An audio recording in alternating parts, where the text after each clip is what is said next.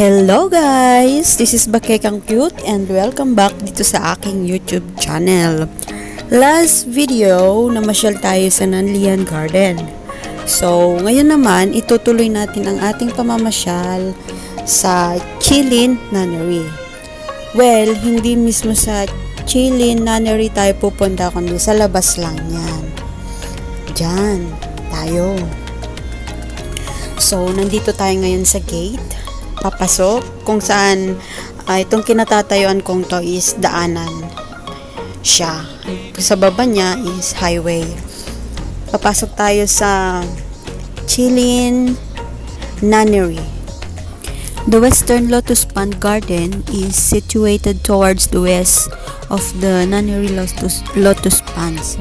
However, this garden does not house any lotus ponds and is in fact an extension to the Chilin Nunnery, which the Western Lotus Pond Garden is a part of. The garden houses some well-manicured greenery and also hosts bonsai exhibitions sometimes. The Western Lotus Pond Garden can be entered via the western entrance gate. The Chilin Nunnery is a large Buddhist temple complex located in Diamond Hill, Kowloon, Hong Kong. It was founded in 1934 as a retreat for Buddhist nuns and was rebuilt in the 1998 following the traditional Tang Dynasty architecture. The temple halls have statues at the Sakyamuni Buddha, the goddess of the mercy, Guanyin, and other bodhisattvas. These statues are made from gold, clay, wood, and stones. So, itong mga naka-display dito, they are rocks na parang nakaligraphy sila. There are some meanings of them. Kung makikita nyo, sa baba niya may mga nakasulat. Hindi siya pwedeng hawakan. Bawal hawakan yung mga stone na to. Buddhist kasi ang mga Chinese, so we have to respect kung ano yung mga kultura nila sa kanilang bansa, kasi ganun din naman sila pag lumalayo siguro sila or pumupunta din sa ibang mga bansa, nire-respeto din nila yung mga culture ng mga bansang pinupunta nila. So as well as us na parang we are foreigner also here, kailangan din natin respeto kung ano yung cultures na meron sila. One of the most impressive attraction that are a must-see in Hong Kong is the famous Chilin Nunnery located in Diamond Hill right opposite Nanlian Garden. Housed in the monastery complex, the nunnery is reminiscent of the Tang Dynasty in its agriculture and was built in the 1930s. When the building was renovated in 1998, it was designed so that no nails were used in the reconstruction. It was built in the manner to show the harmonious nature of people with their environment. The Chinese belief is that if houses are built from wood, the life of the trees is much longer. The section of wood are locked together in the same manner as a jigsaw puzzle. 3 different gates, each with its own representation, are at the entrance of the complex. The first gate represents compassion, the second wisdom, and the third the skills of people. In the first courtyard of the nunnery is the Lotus Pond Garden. The garden features lovely water lilies, 4 ponds, and beautifully manicured bonsai trees.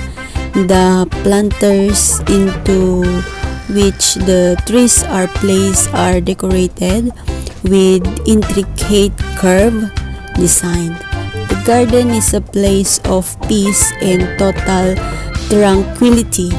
One of the interesting features of the Lotus Pond Garden is a water spout in the shape of the dragon's head. In China, the dragon is the symbol of terrestrial and celestial power. An ancient Chinese myths tell that the dragon controls the rain. Lotus flower were used in the pans because they are representative of purity. So, pupuntahan din natin mamaya doon. So, ngayon, lilibot-libutin muna natin yung mga bonsai na meron sila dito. May mga pangalan sila. So, we try to discuss them kung anong mga significance or may mga meaning. May mga meaning kasi yung mga halaman nila dito eh. Kaya, tara, aralin natin kung ano ang meron sa kanila. The courtyards, which are open for free to the public daily from 9 a.m. to 4:30 p.m. are all meticulously maintained, with every rock, bonsai, fountain, and statue specifically placed to achieve harmony with nature. You can sometimes catch a glimpse of some of the nuns who live there, going about their duties. Thankfully, despite its beauty, the nunnery and the adjacent garden are rarely crowded.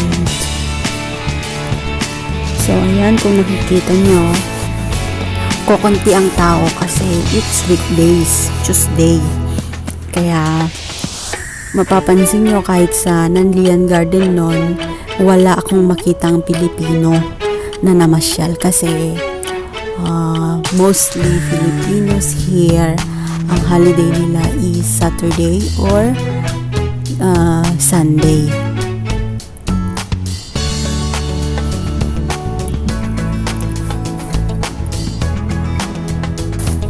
This bonsai is called Frasinus eubaensis.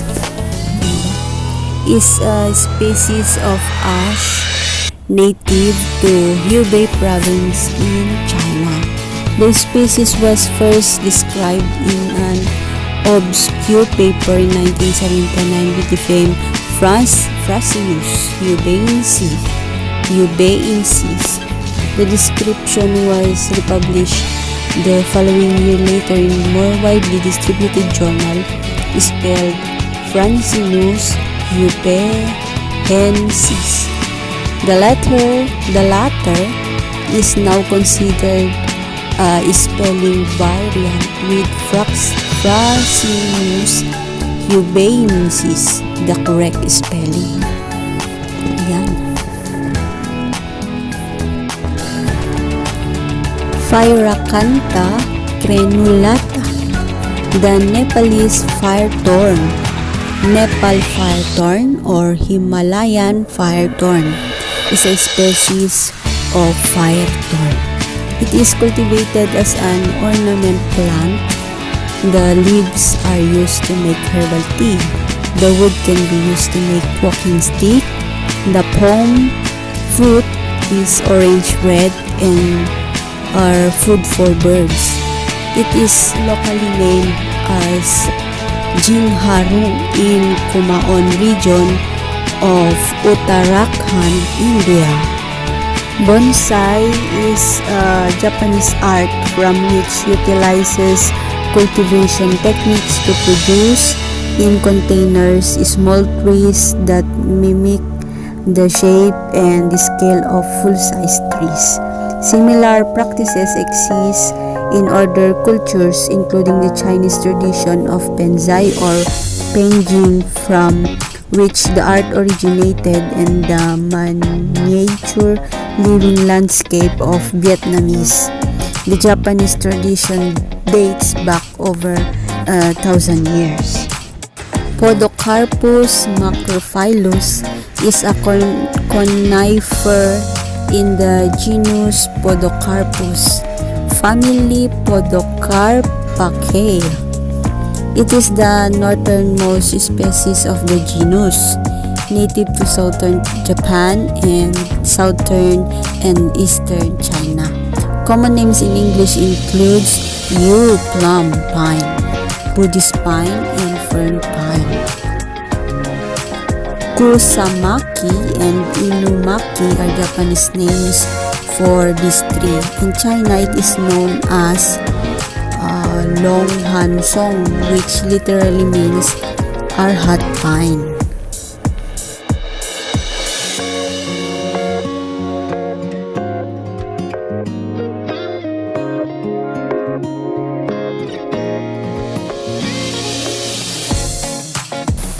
Juniperus chinensis. Common names is Sargent juniper. A mud-like shrub, Juniperus sargenti, commonly known as Sargent juniper, is good for ground cover as it's grown in a prostrate form with ascending bracelets to only 2 feet. Plants should be placed 2 to 6 feet apart for spreading. It resembles the genus in adult scale-like leaves or blue-green and juvenile whorled needle-like leaves. It is aromatic and evergreen. The male plants have cones and the female cone is a fleshly blueberry-like. It grows best in a sunny location in well-drained average soil. This plant withstands heat, deer, pollution, and is moderately salt tolerant, but is subject to cedar apple rust disease and roots rot in wet areas.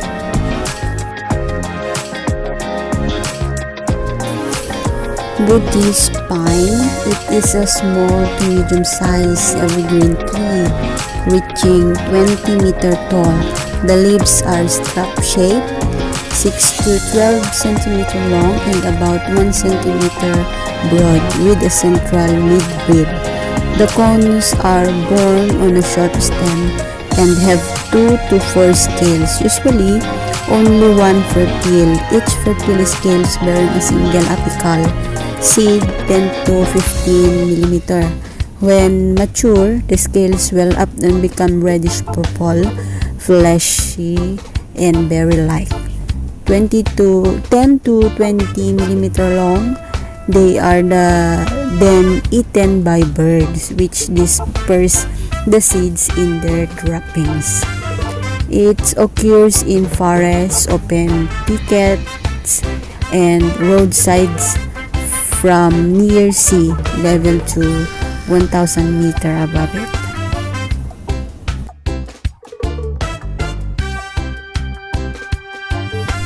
Moraya paniculata, commonly known as orange jasmine, orange jessamine, China box, or mock orange. It is a species of shrub or small tree in the family Rutaceae, and it is native to South Asia, Southeast Asia, and Australia. It has a smooth bark, pinnate leaves with up to 7 egg-shaped to elliptical leaflets, fragrant white or cream-colored flower, and oval, orange-red berries containing hairy seeds.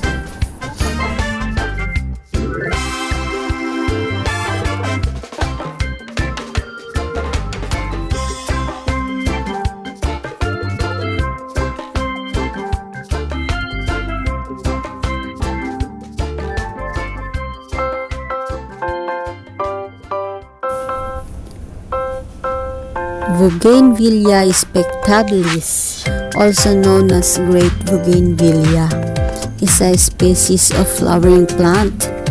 It is native to Brazil, Bolivia, Peru, and Argentina's Chubut province. Is it Brazilian Bougainvillea?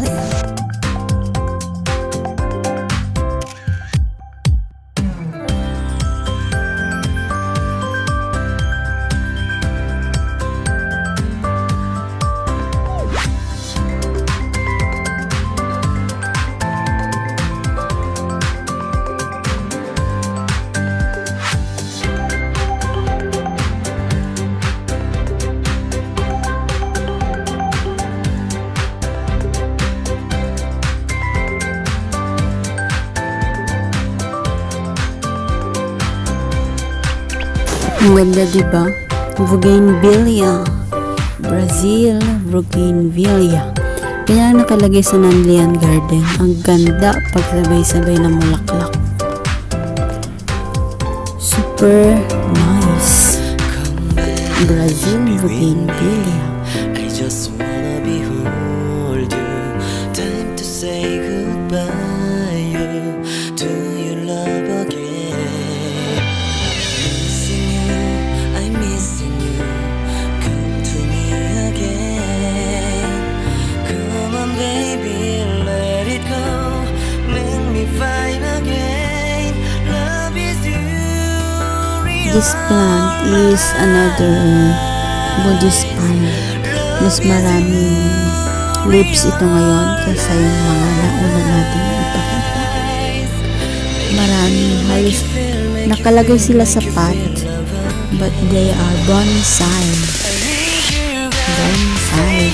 Kung napansin nyo din sa Nanlian Garden, doon paglabas natin sa The Rockaway Gallery, sa labas niya, ang gaganda ng mga nakalagay sa pot ng mga bonsai. Bonsai. Basta yun.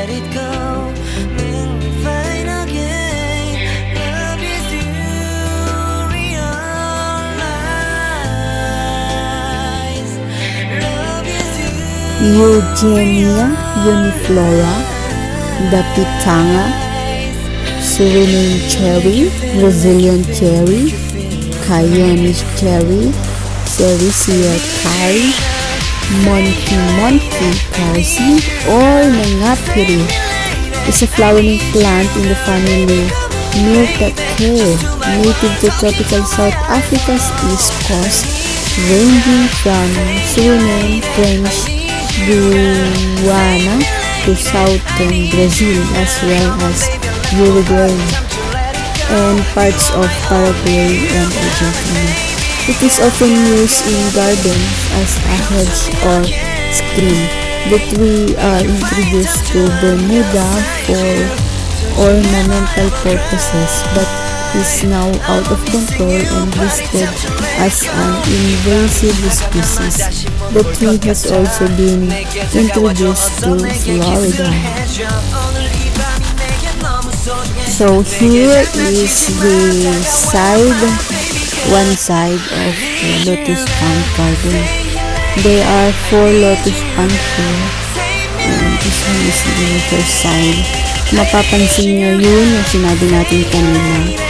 And there is yung lumalabas ng tubig doon is the dragon head, which means the dragon heads ang nagpapahiwatig dun ay controls the rain. Sabi, the dragon heads control the rain.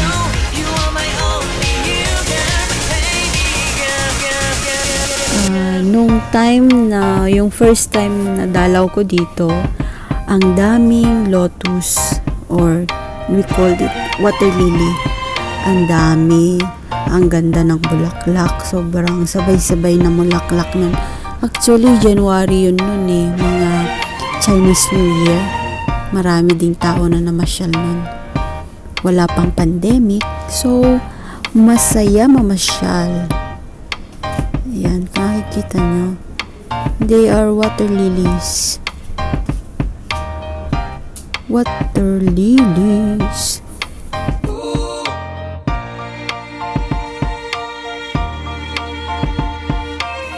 Water lily or family Nymphaceae. Basta yun na yun.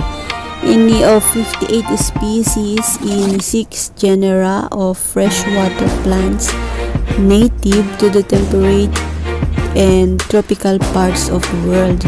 Most species of water lilies have rounded, various notch, waxy coats, leaves, on long stalks that contain many air spaces and float in quiet freshwater habitats. The stalks arise from thick, fleshy, creeping underwater stems that are buried in the mud. The showy, fragrant, solitary flowers are born at or above the water surface on long stalks that are attached to the underground stems. Each cup-like flower has a spiral arrangement of its numerous petals. The flowers of most species have many stamens. Some flowers open only in the morning or in the evening to attract insects, pollinators. The fruit is usually nut-like or berry-like. Some fruits ripen underwater until they rupture or decay, and the seeds then float away or sink. Some water lilies also have submerged leaves. All members of the family are perennial except for the genus Eurale, an annual or short-lived perennial found only in Asia. The genus Nymphea makes up the water lilies proper, or water nymphs, with 46 species.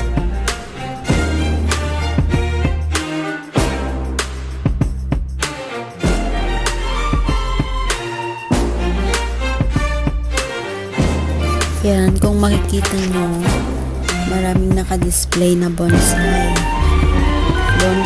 trees. This one is another side of lotus palm.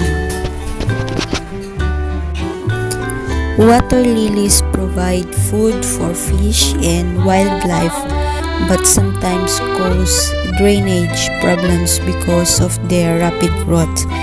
Many varieties have been developed for ornamental use in the garden, pools, and conservatories. Two aquatic families related to the water lilies are the water shields and the fanworks, making up the family Kabambakay.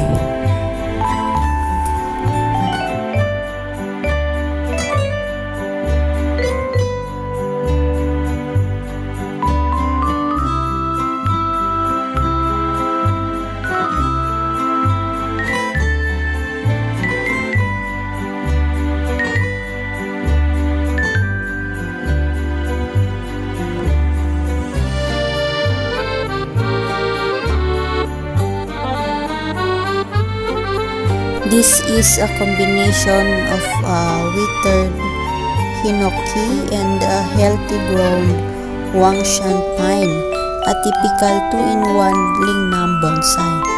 The two trees entangled closely to form the visual look of a magnificently grown tree on a slope with broken branches distracted by nature. The color contrast on the trunks created by aging effect highlights the beauty of this bonsai. It has different views from every angle.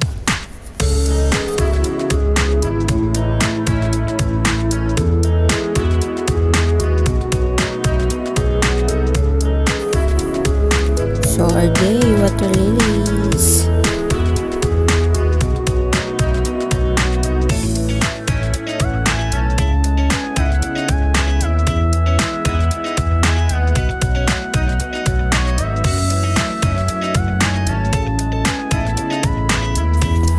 Oh, kala nyo sampalok, no? Hindi yan sampalok. That is Rosewood, Dalbergia sp. Hindi ko din alam.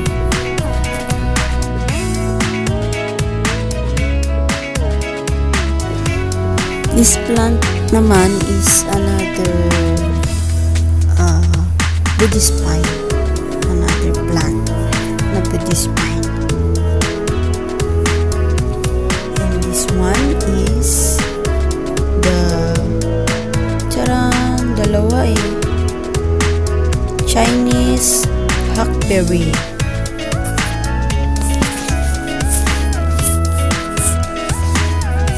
So, ayan mga guys, yung mga bonsai. And balikan natin yung mga lotus pine.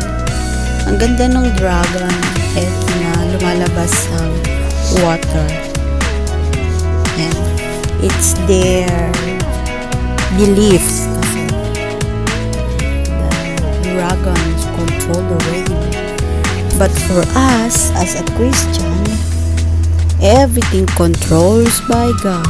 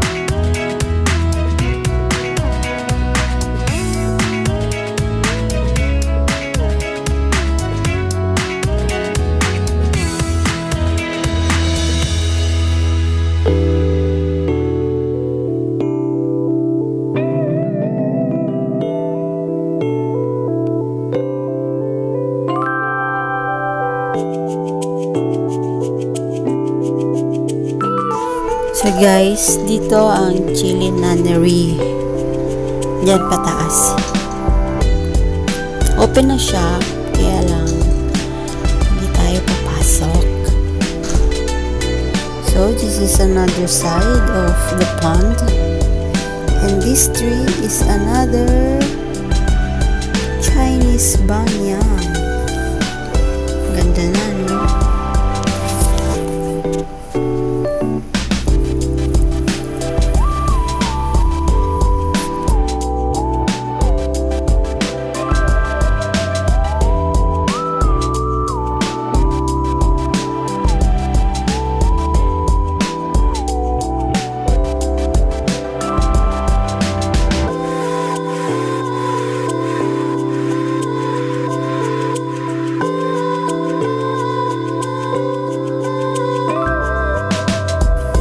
This is bougainvillea.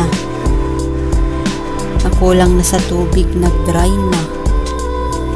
Ayan mga bonsai nila. Kung makita nyo to ng personal, ang ganda talaga. May mga ano pa sila mga school. Minsan pag gusto mong matuto, usually mga may edad na ang mga mahilig sa mga ganyan-ganyang bonsai. Minsan may mga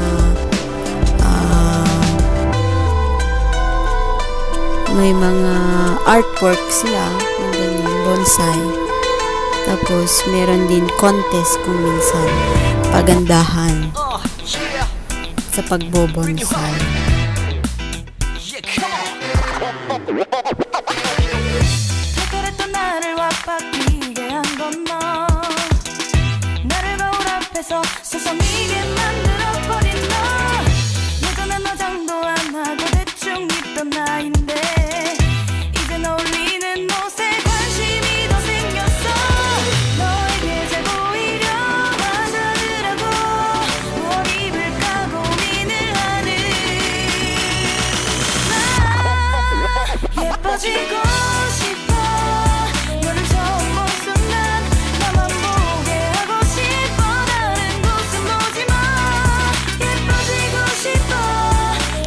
Dito banda maraming mga water lily. Pero dapat sabay-sabay sila mamulaklak. Kasi kapag kasabay-sabay talaga sila mamulaklak, ang ganda. Iba-iba pa yung kulay ng mga flowers. Kaya sa ngayon, pasimula pa lang kasi ang winter. Kukunti pa ang laman. 볼 수 없게 예뻐져 Yes 지금도 네 모습 자꾸 떠올라 너를 만나러 가고 싶은데 예뻐지고 싶어 너를 처음 본 순간 나만 보게 하고 싶어 다른 곳은 보지 마 So, ayan guys, tapos na tayo sa pond dito sa garden. Ngayon, papunta na ako sa may exitan. Dito sa may exitan, may maliit na garden.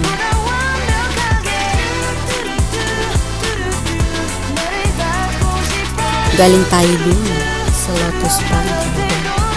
Ito ay another exit. Doon sa kabila is may exit pa doon. Doon yung papunta na sa parang monastery na mga nuns. So, another garden. Yeah.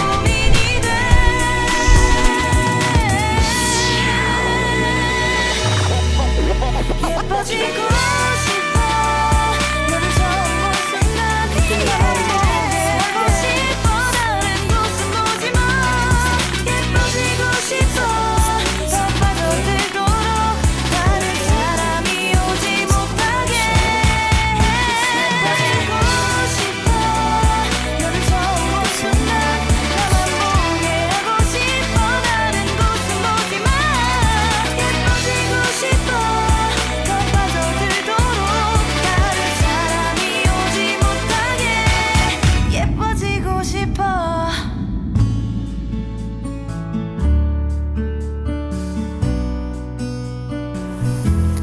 Let's go to the exit side. Ang gaganda ng mga puno nila. Diba? Alagang-alaga na trim pa yung mga yan. Another way of exit, pero dito tayo mag-exit.